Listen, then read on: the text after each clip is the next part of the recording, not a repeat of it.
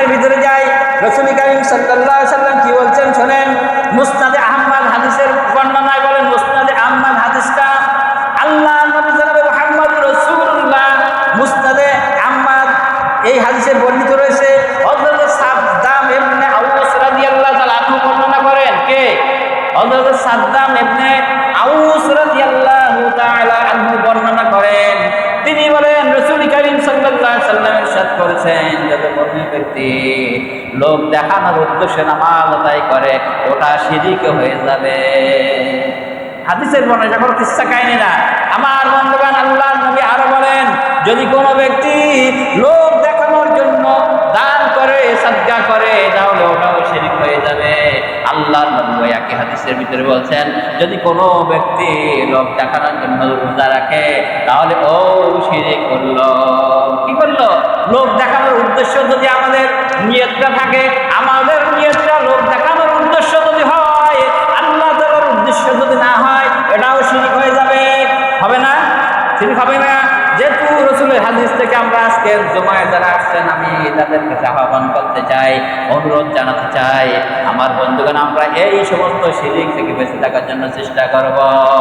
আমার বন্ধুরা, আরেকটা হাদিসের ভিতর বর্ণনা আছে, বুখারী এবং মুসলিম শরীফের হাদিস। বুখারী এবং মুসলিম শরীফের দুই বর্ণনায় আছে। আমার বন্ধুগণ, হযরত মুআজ ইবনে জাবাল রাদিয়াল্লাহু তাআলা আনহু হইতে বর্ণিত, ভালো করে খেয়াল করবেন। মা বোনেরা যারা আসছে এই হাদিসটার দিকে আপনারা খেয়াল করেন। মুআজ ইবনে জাবাল রাদিয়াল্লাহু তাআলা আনহু হইতে বর্ণিত, তিনি বলেন, একবার আমি আর আমার রাসূল কারীম সাল্লাল্লাহু আলাইহি সাল্লাম সফরে বাইর হইলাম একটা গাধার পিঠে আরোহণ করিয়া।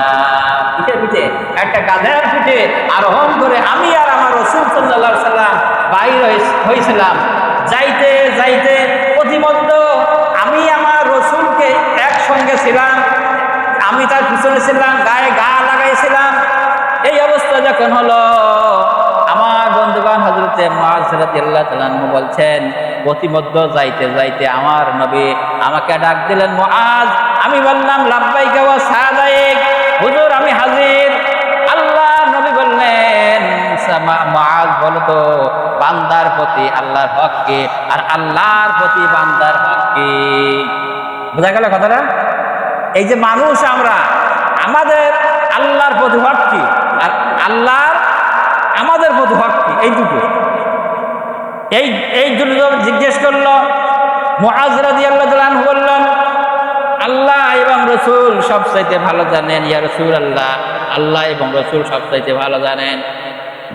আল্লাহ রাসূল জনাবে মুহাম্মদ রাসূলুল্লাহ সাল্লাল্লাহু আলাইহি সাল্লাম বললেন, মুআজ, বান্দার যখন আমল করবে, বান্দা যখন ইবাদত করবে, ওই ইবাদতের ভিতরে যদি কোনো শিরিক না থাকে, শিরিক মুক্ত যদি ইবাদত করে, ওইটা হলো বান্দার হক আল্লাহর প্রতি।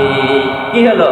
আল্লাহ তাআলা এখানে একদম বুখারী মুসলিম শরীফের হাদিস, যেখানে আল্লাহ রাসূল সাল্লাল্লাহু আলাইহি সাল্লাম বলছেন যে বান্দার হক হলো ওই ব্যক্তি যখন ইবাদত করবে, ওই ইবাদতের ভিতরে কোনো শিরিক থাকবে না, তখন এইটা হলো বান্দার হক। আর আল্লাহর হক কি? আল্লাহ রাব্বুল আলামিন যখন কিয়ামতের ময়দানে বান্দার আমলনামাগুলো দেখবেন, তখন আল্লাহ তাআলার হক হলো, যদি শিরিক মুক্ত আমল দেখেন, তার আল্লাহর হক হলো ওই ব্যক্তিকে আল্লাহ তাআলা জাহান্নামে দিবে না। কি করবে না? আল্লাহর নবী বলছেন ওই ব্যক্তিকে জাহান্নামে আল্লাহ পাক দেবে না। তাহলে শিরিক কত বড় একটা গুনাহ। আমার বন্ধুগণ, আমাদের অজান্তে অনেক কিন্তু শিরিক হয়ে যাচ্ছে। এই জন্য আমরা শিরিক থেকে বেঁচে থাকার জন্য চেষ্টা করব। আমার ভাইরা, আল্লাহ মুহাম্মদ রাসূলুল্লাহ সাল্লাল্লাহু আলাইহি সাল্লাম একদিন বসে আছেন, এমন সময় একজন লোক আসলো, তার হাতে একটা ভাঙ্গা একটা মূর্তি রয়েছে, ভাঙ্গা একটা মূর্তি হাতে করে নিয়ে আসলো, রাসূলের দরবারে আসলো, এসে বলল, ইয়া রাসূলুল্লাহ, ইয়া হাবিবাল্লাহ, আমি একজন মুশরিক ব্যক্তি, আমি এসেছি আপনার দরবারে ইসলাম গ্রহণ করার জন্য আমি এসেছি, আপনি আমাকে তাওহীদের কলেমা পড়াইয়া মুসলমান তৈরি করে দিয়ে দেন। আল্লাহর নবী জনাব মুহাম্মদ রাসূলুল্লাহ সাল্লাল্লাহু আলাইহি সাল্লাম ওই ব্যক্তিকে জিজ্ঞেস করলো যে, তোমার হাতে যে একটা মূর্তি দেখছি, এটা ভাঙ্গা কেন? ওই ব্যক্তি বলল, ইয়া রাসূলুল্লাহ, এর বড় কাহিনী আছে। বলল, কাহিনীটাকে আমাকে একটু শোনাও। কাহিনীটা কি? এই কাহিনীটা আমাকে একটু শোনাও। আমার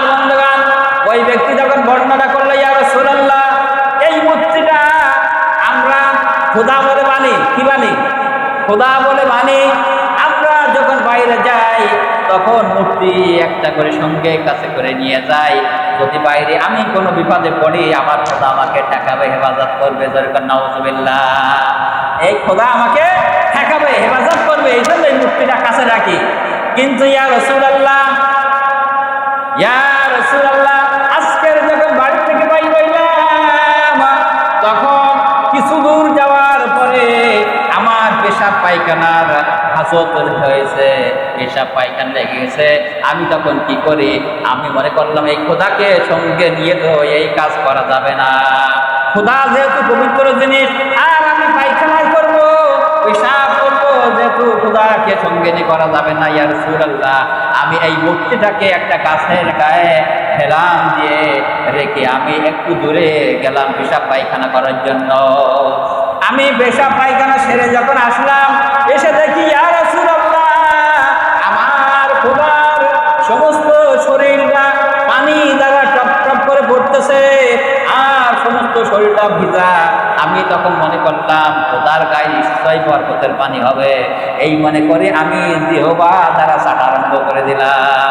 কি করলাম, শরীরে এই পানি দেখে আমি মনে করলাম খোদার গায়ে বরকতের পানি হবে, এই মনে করে আমি জিহ্বা দিয়ে চাটতে আরম্ভ করে দিলাম। দেখি ঝাঁঝ ঝাঁঝ লাগে, গন্ধ গন্ধ লাগে, টক টক লাগে। তখন যেন বমি বমি আসা আসার ভাব একটা হয়ে যায়। ইয়া রাসূলুল্লাহ, এরকম যখন হচ্ছিল আমি মনে করলাম যেহেতু খোদার গায়ে বরকতের পানি, আমি একটুখানি সামনের দিক তাকাই দেখলাম একটা কুকুর দাঁড়িয়ে আছে, ওই কুকুরের নিচে হইতে পেশাব করতেছে।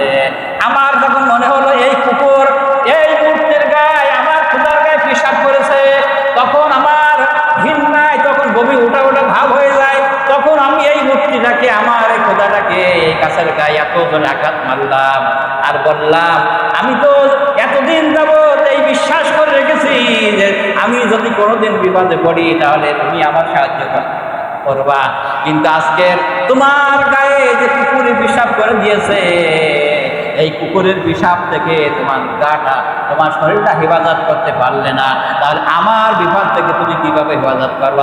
আল্লাহু আকবার, আর আল্লাহু আকবার। আমার বন্ধুগণ, তাহলে তাদের কি কোনো কিছু করার আছে? আছে, বলেন খাইরিহি ওয়া শাররিহি মিনাল্লাহি তাআলা, ভালো মন্দ কার পক্ষ থেকে হয়? আমার বন্ধুগণ, হাদিসের রাবী বলছেন ওই ব্যক্তি যখন এইটা আলোচনা করতেছিল, রাসূল কারীম সাল্লাল্লাহু আলাইহি সাল্লাম মুস্কি হাসি দিয়েছিলেন। ওই দিন রাসূল কারীম সাল্লাল্লাহু আলাইহি সাল্লামের দন্ত মোবারক পর্যন্ত দেখা গিয়েছিল। আমার বন্ধুগণ, এই জন্য বলছিলাম যে আমরা সময় হয়ে গেছে নাকি? আমার বন্ধুগণ,